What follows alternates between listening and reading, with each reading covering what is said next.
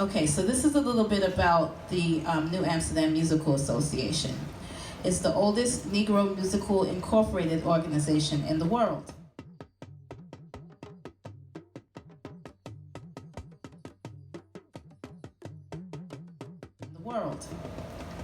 In 1900, a few musicians gathered in the West 53rd Street apartment of Mr. Louis Bigger Wise for a practice session. At that time, they discussed the possibility of organizing the Negro musicians. Local 310 did not accept them into their union. Mr. Wise and Mr. Riker talked about forming of an auxiliary local.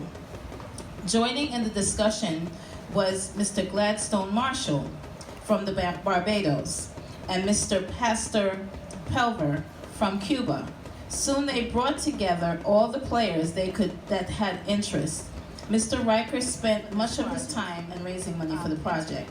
In the early 1901, at a meeting in Mr. Riker's apartment, 134 West 33rd Street, the following were present: William Wiggins on violin, Henry Austin, I don't know if that's a relative of yours, Kim, Henry Austin on trumpet, Robert Francis Doug, clarinet, Louis Bigger Wise, cello, John Montgomery, drums, William Day, trombone, John Diaz, violin, Pastor Pelver, violin, John Peace, cello, Gladstone Marshall, piano, William Anthony Riker, bass, Jack Foster, trumpet.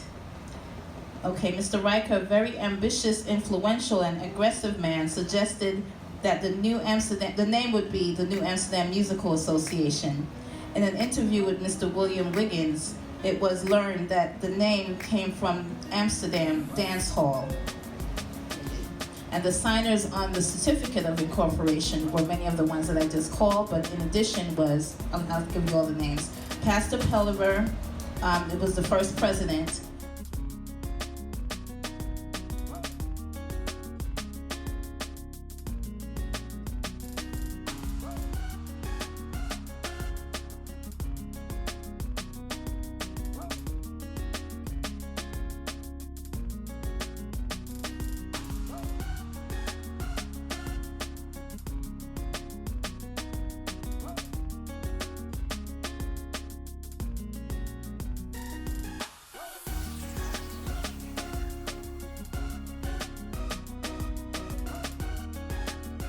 Higgins.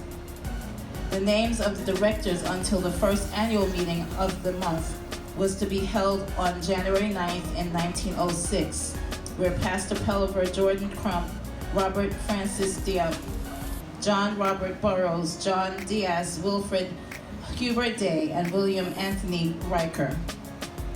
So the mission, and it's still the mission today, is to voluntarily promote and encourage the study and production of instrumental music in all the various branches, to draw together trained musicians in the state of New York in a musical association for the mutual intercourse and encouragement, and to establish in the city of New York a central meeting place for all instrument and social intercourse.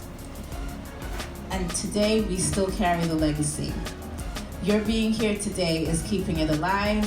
We encourage you to spread the word with everyone you know to say live music is alive at NAMA. Let's give it up for the founders.